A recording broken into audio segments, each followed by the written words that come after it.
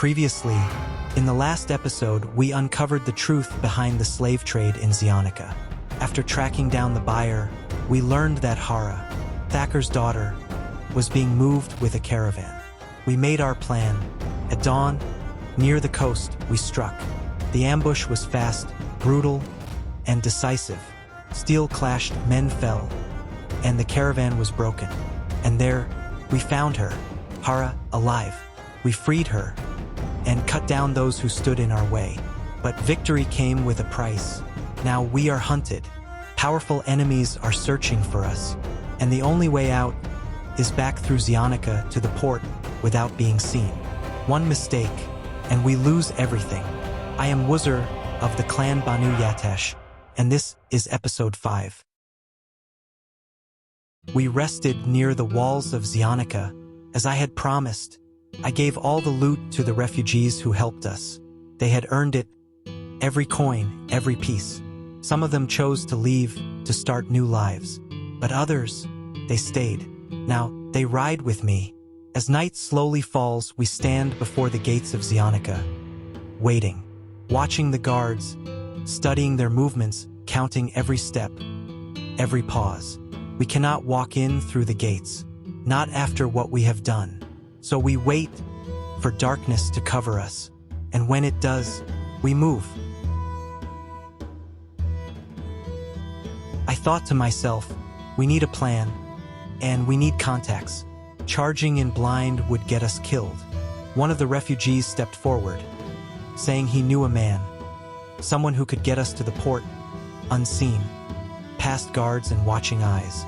A smuggler. But there was a problem. To meet him, I would have to enter Zeonica, a city where my face might already be known, where people would gladly turn me in. So I made my choice.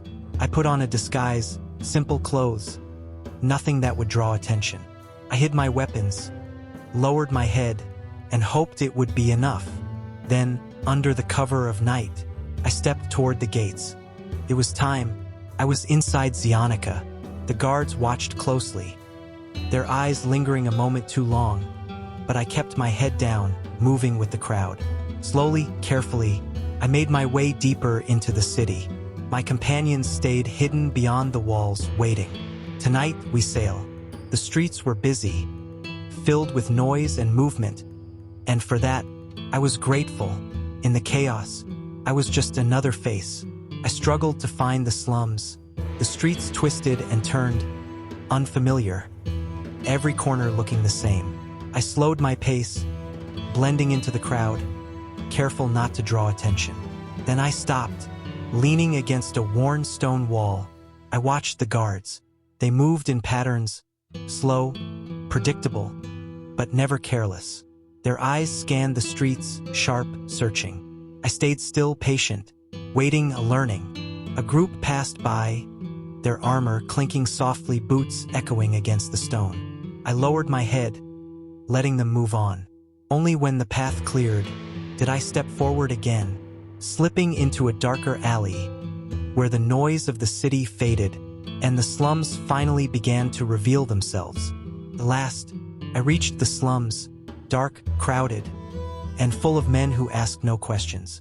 Just as my companion had said, he knew this place, knew the man we were looking for from his past raids. We had sent a letter earlier, arranging a meeting right here, in the center of the slums, at sunset. Now, all I had to do was persuade him to let us into the port. I explained everything to him, the raid, the girl, the enemies now hunting us. I reached for my coin, ready to pay whatever price he asked, but he refused. He looked at me, studying, measuring, then he spoke. Not now, but one day, I will need your help. A debt, not coin, but a promise. I nodded without hesitation. Agreed. The deal was made. He would get us into the port, unseen, past the guards through the shadows. And when the night was at its darkest, we would disappear, sailing back toward the Asurai lands. The night had come, and we were ready. I would go first, alone, My crew would follow only after I reached the port gate. That was the plan. But to pass as one of them, I needed a uniform, and there was only one way to get it. I moved through the shadows, silent, careful, every step measured. The walls of Zeonica loomed around me, guards patrolling, unaware. I watched, waited, choosing the right moment. Then I slipped closer, into the darkness, and began the hunt. I tried to sneak past, but the guard saw me. His eyes locked onto mine, suspicion turning to alarm. There was no time, no escape. I moved first. Steel met steel, the clash breaking the silence of the night. He struck fast, but I was faster. This was no longer a stealth mission. This was a fight. And then, everything went black. The sounds of steel, the night, the fight, all gone. The next thing I remember, I woke up.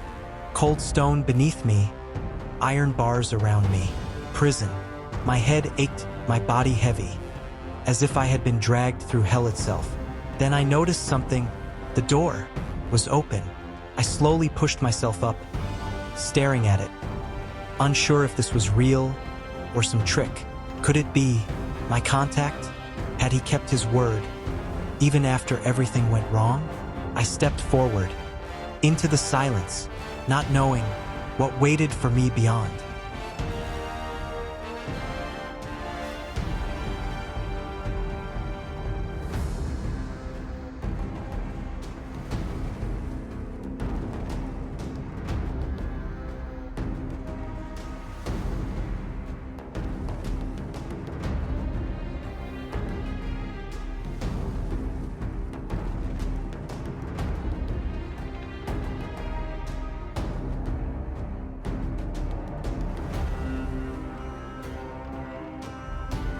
And then, two of them appeared, spears in hand.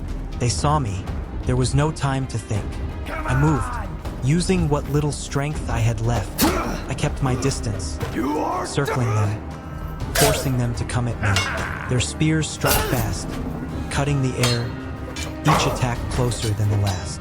I dodged, stepped back, waited, then one overreached. I seized the moment. He fell. The second came harder, angrier, but slower now.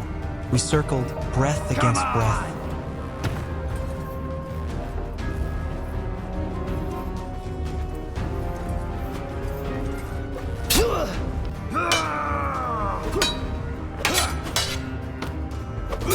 And then, he fell too. Silence. Relief, brief, fragile, but I was wounded badly. Every step hurt, every breath heavy. Couldn't stop. Not now. One more fight, and I'm dead.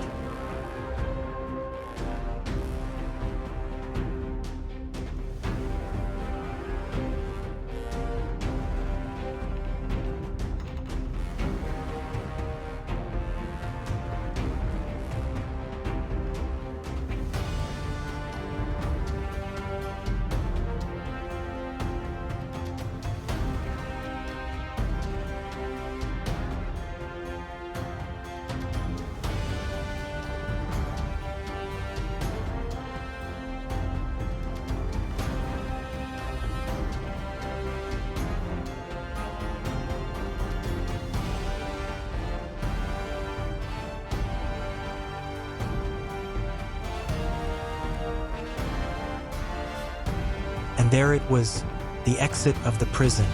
So close. Freedom, just a few steps away. But between me and that door stood the last two guards. My grip tightened. Though my strength was fading, my body screamed to stop, but my mind refused. This was it. If you enjoyed the story, please like and subscribe. Truly helps the journey continue. And I will see you in the next episode. Take care and stay sharp.